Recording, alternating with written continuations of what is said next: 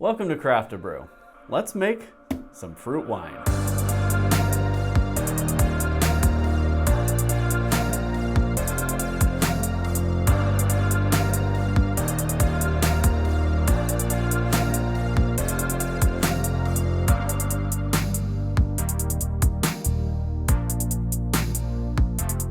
This is our Craft a Brew fruit wine kit, and there's enough stuff in here for you to make 20 batches of wine.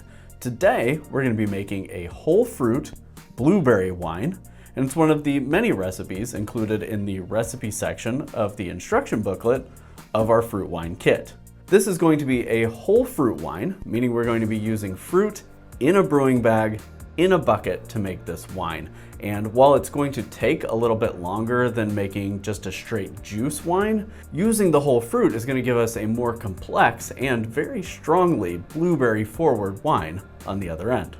We do have a video on how to make fruit wines from juice, not using whole fruit, and a link to that video will be available in the description on this video. With a juice wine, you're basically mixing it all up and then leaving it be for 2 weeks while it ferments. With a wine that uses whole fruits, you're putting the fruit in a bag in the bucket, and that fruit's going to have a tendency to rise to the surface because of the carbon dioxide lifting it up inside of the bucket. So every day you'll have to open that bucket and use a sanitized spoon or potato masher, some kind of implement, to press that bag back down, make sure the fruit stays wet, so you have less risk of growing mold or getting some sort of other infection. Then, once the fruit has given up everything it's got to give, you'll pull that bag out and let fermentation complete. And from that point on, you can treat it just like you would a juice wine. One important thing to remember when you're making a wine from fruit is that it is really helpful to freeze and thaw your fruit before you get started. The freezing process creates really sharp little ice crystals that get in and puncture and penetrate the cell walls of the fruit, which help release extra sugars, flavor, and color. You want that. It makes things a lot easier for you. And the freezing and thawing, combined with using the pectic enzyme that we've included in the wine kit, can help you get the most out of your investment in that fruit. You want a quick time-saving tip? Buy already frozen fruit at the grocery store. It's frozen at the peak of freshness, so you know you're getting good fruit, and then by the time you get home, it's already halfway thawed out and almost ready for you to brew with. But otherwise, you can buy fresh fruit, put it in a gallon freezer bag, freeze it, and then just thaw it out about 4 hours before you're ready to mix up your wine. So before we get started making our blueberry wine, let's take a look at what's inside our wine kit.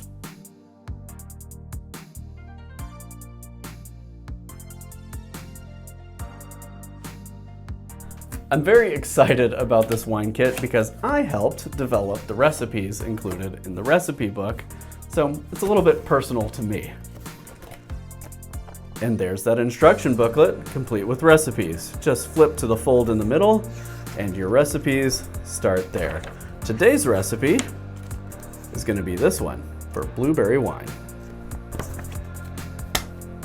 Included in this winemaking kit are multiple packets of yeast.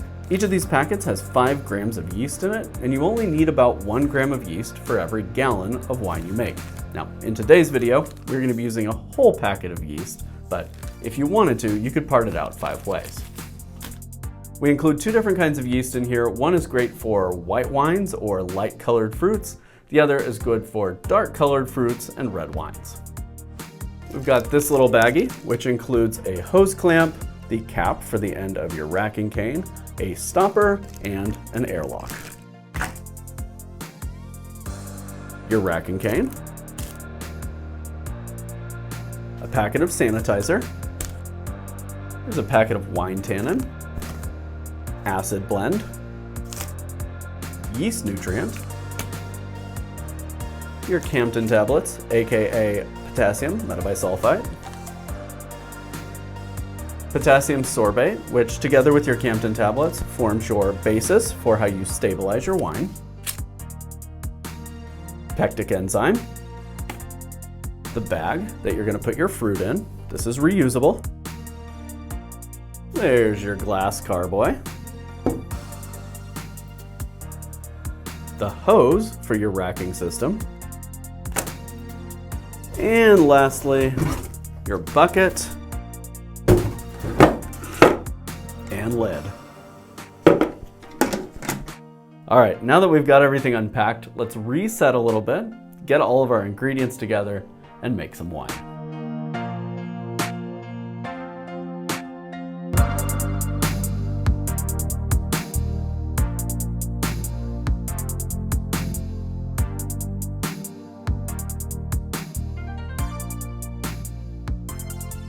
This recipe is pretty quick and easy to mix up. We'll put the ingredients on the screen here so you can see what's in it. But essentially what we're doing is mixing whole fruit blueberries with some red grape juice to create a delicious blueberry country fruit wine. In this wine, we're gonna have some tannin. This is gonna improve the mouthfeel of the tannin and just make it kind of linger a little bit on the palate. We're also gonna have pectic enzyme.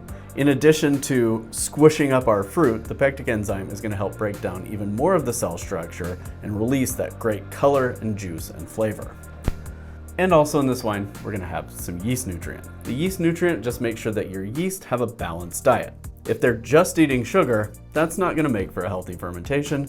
This makes sure to round out their diet with the proper nutrients that they need in order to do the work. And our yeast to ferment this wine is going to be 71B wine yeast. This wine yeast is great for red wines, great for big, bold red fruits. It's going to work well in this recipe. This is the sugar for chaptalization. This is going to bump up our ABV so we have a nice, respectable wine-like wine. If we were only relying on the sugar that is in the grape juice and the blueberries, we're probably going to be somewhere in the 7 to 9% alcohol range. This will get us up closer to 11-12% alcohol. So the very first thing we've got to do is mix up some sanitizer. And to do that, we need a bucket with a gallon of water in it, and we'll be adding our sanitizer to the bucket and sanitizing anything that's going to come into contact with our wine, including our bucket and our brew bag. So we're going to put 2.5 level teaspoons of sanitizer solution into our gallon of water. We'll give that a stir and then put all our gear inside. You just want to stir it until you don't feel any of those gritty little granules in the bottom of the bucket. Bag goes in. And then we'll put a little bit into our brew bucket and we'll spread it around, making sure that the entire thing is sanitized. You need about 60 seconds of contact time, up to about 2 minutes, just to make sure that any of the little bad buggies that are in there, mold spores or bacteria or wild yeast, get kind of neutralized by that sanitizer.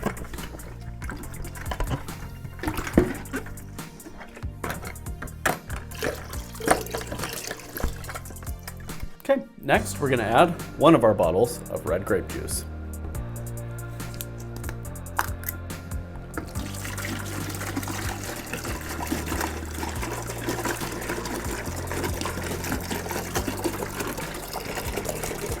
It's okay to splash it a little bit. That helps mix in oxygen, and oxygen is great for primary fermentation. Next, we're going to put in all of our additives. So our tannin, pectic enzyme, yeast nutrient, and our sugar. Then, just stir to combine. Once you don't feel any of those sugar granules in the bottom, you know you're done. Next, take out your brew bag. Drain as much of that sanitizer off as you can, but don't worry about rinsing it. This is a no rinse solution.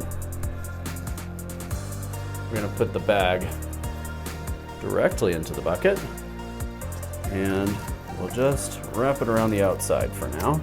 Since that's sanitized, no worries. Now we're gonna massage our fruit. That's right, massage our fruit. We wanna help kind of get that process going of the fruit breaking down. Freezing and thawing helps, crushing it up inside of the bag helps, and of course that pectic enzyme is going to help break it down as well. This is going to make sure we get all of our bang for our buck out of this 5 pounds of blueberries. So massage all your bags of fruit and dump them all in.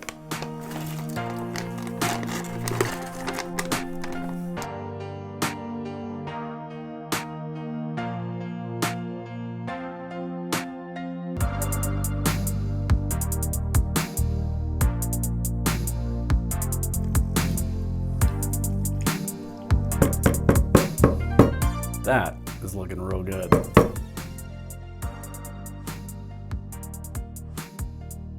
So now we will just cinch up this bag.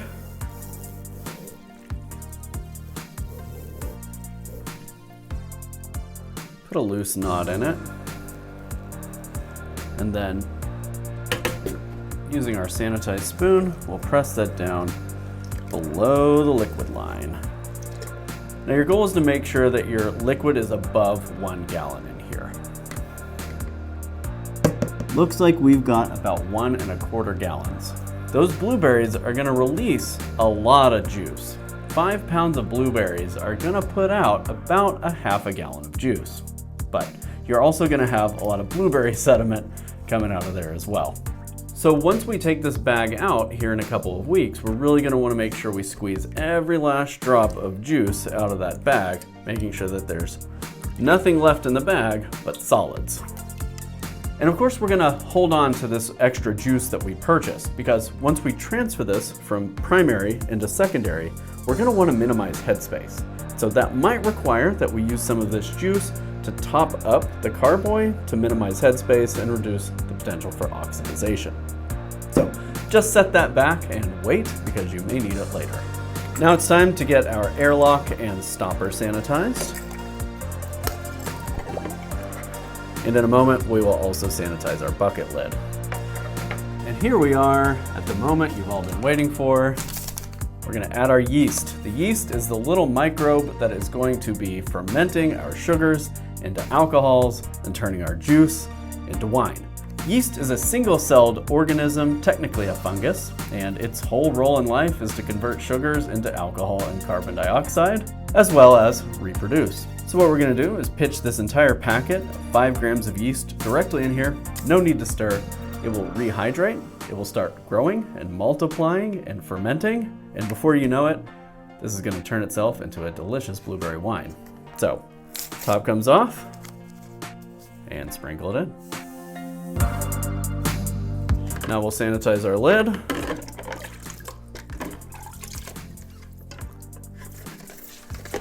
Lid goes on. Our stopper goes into the hole. And then we will assemble the airlock. This goes in the middle to cover that center post, and your cap will go on top. Then our airlock goes into the stopper, and we'll be filling it with water up into the fill line, and that water acts as a valve. So carbon dioxide and other fermentation gases can come out, but nothing bad like fruit flies or airborne pathogens can get in and spoil your wine. So let's get this filled up. Cap comes off, water goes in, and then we'll come back and check on this in 24 hours when we need to punch down the fruit cap to make sure that the fruit and the fruit bag stay wet. Right, it's been 24 hours, and here we're just gonna punch the cap. That basically involves using a sanitized spoon to push the fruit bag below the liquid surface to make sure all your fruit in your bag stay wet. And again, we're gonna repeat this process every single day for the first week or so, and then we'll seal it up and let fermentation finish. It is day 7, and we are punching the cap for the last time before we put this thing away for a week. It's looking really good, smelling really good, very fruity. You can smell both the wininess and the blueberry kind of combining together in there. That's exactly what you want. So this is gonna start pushing out a lot of carbon dioxide. So we can leave it fairly safely in this bucket for the next 7 days and let it finish fermentation, knowing that there's kind of a stratification of CO2 that's over the fermenting fruit. We'll pop our lid on here. So we'll put this away in a dark place to ferment, and we'll come back in 7 days to pull that fruit bag out, give it a good squeeze, get all the juice out of there, and then let it finish fermentation for a couple of weeks. All right, it's time to get our fruit bag out of our blueberry wine. So let's go ahead and glove up. And we're going to be pressing that bag to try and get as much juice out of there as we can. You might find some stray blueberries have made their way out of the bag. Try and get those out of there first. We'll look for the hole in the bag. We want that up and cinched nice and tight as we slowly pull this bag out.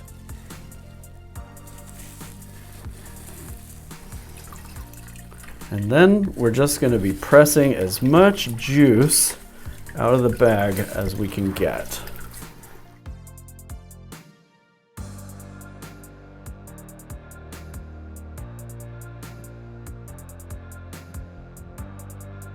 We're going to put this away in a room temperature space and forget about it for about 2 weeks. And in 2 weeks, we'll come back, see if it's ready to transfer to our secondary vessel. All right, our blueberry wine is ready to move to secondary. So we're going to get all of our gear sanitized. Got sanitizer in the bucket here. And then we're going to use our racking system to transfer it from primary into secondary. So let's start by getting our gear sanitized.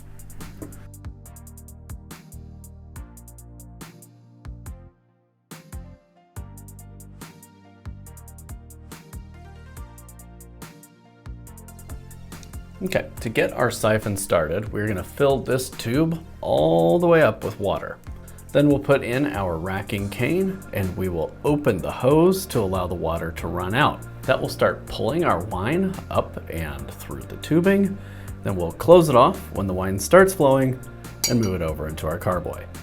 It sounds a little tricky, but you can do this, I promise. So first, we're gonna use this bowl of water to fill the tube. And this water has been boiled and allowed to cool, just so I know that it's kind of sterile water. You could also use bottled water or some aggressively filtered water just to make sure that you're not introducing any microbes in secondary. So let's fill it up.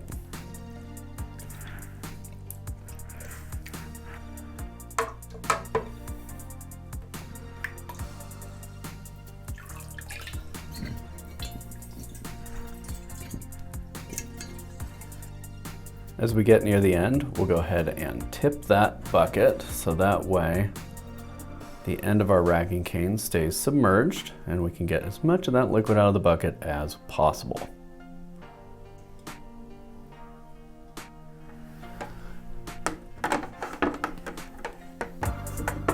You can see that the 1 gallon mark is right here, so we're lacking just a little bit of space in there. So I'm gonna top up with a little bit of our leftover juice.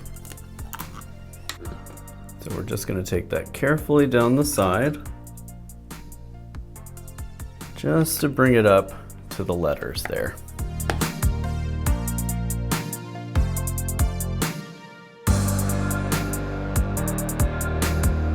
Now's a good time to go ahead and put it in your refrigerator and allow it to cold crash. That will help drop the yeast out of suspension and let it clear up a little bit. Okie dokie. It's a little difficult to tell, but this is clear. It's just very, very dark, which is kind of nice. It's a little bit forgiving, right? So today, we're gonna get this racked into our bottling bucket and get it stabilized. The reason we have to stabilize this is because we want to sweeten it a little bit, and the stabilizers contribute to microbial stability, meaning your backsweetening sugars will not get eaten up by your yeast. So we're gonna transfer this off from secondary into tertiary, AKA our bottling bucket. We'll get it stabilized. We're gonna add that optional real vanilla extract, and then 24 hours from now, we'll come back and get it sweetened and bottled. So with our gear all sanitized, let's go ahead and get this transferred and stabilized.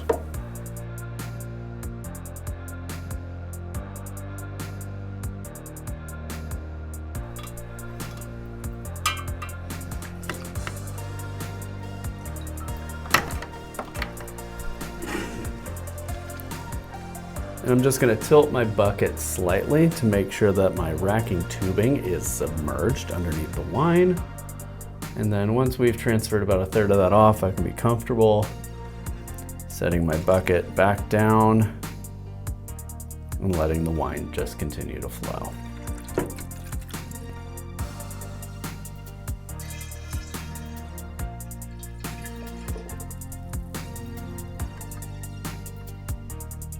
Optionally, on this wine, we can add 2 teaspoons of real, natural vanilla extract.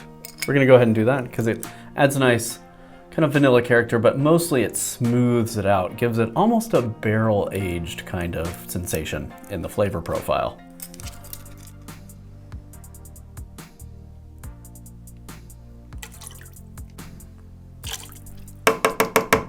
Now for our stabilizers. We'll start with our potassium sorbate. This impacts the yeast's ability to reproduce, which is important for stabilizing. We are going to add 1 rounded half teaspoon of potassium sorbate to 1 gallon of finished wine.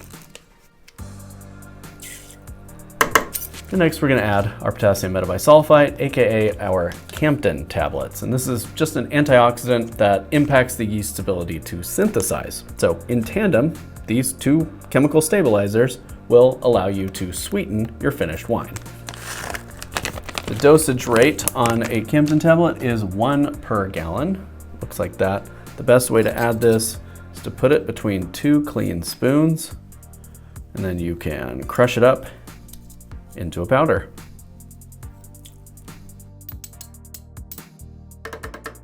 So after that, all we've got to do is put on our lid, and we'll be back in 24 hours to get this into bottles.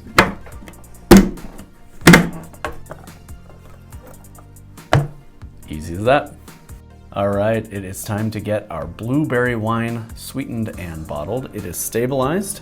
I'm going to do this at a semi-sweet level, so I'm using 1/3 of a cup of sugar in 1 gallon of wine.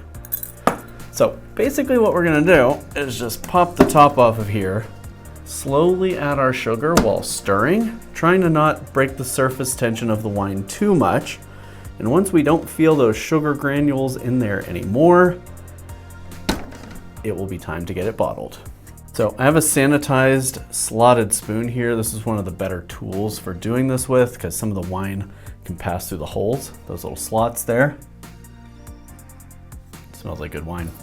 So we're just going to slowly stir while adding our sugar. And again, you're just stirring it slowly, trying not to break the surface tension. You don't want to whip any oxygen in here. You're just trying to get the sugar mixed in. All right. I no longer feel any of the sugar granules in the bottom there, so I can be confident that it's thoroughly dissolved. So we'll just use our sanitized racking system to create a siphon it into these bottles, and then we'll get them sealed up with corks.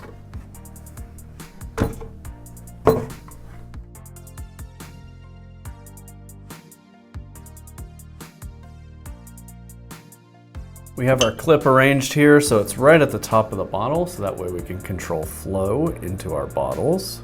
So as soon as the wine gets to the top of the bottle, like so, you can shut off the flow and move it to your next bottle.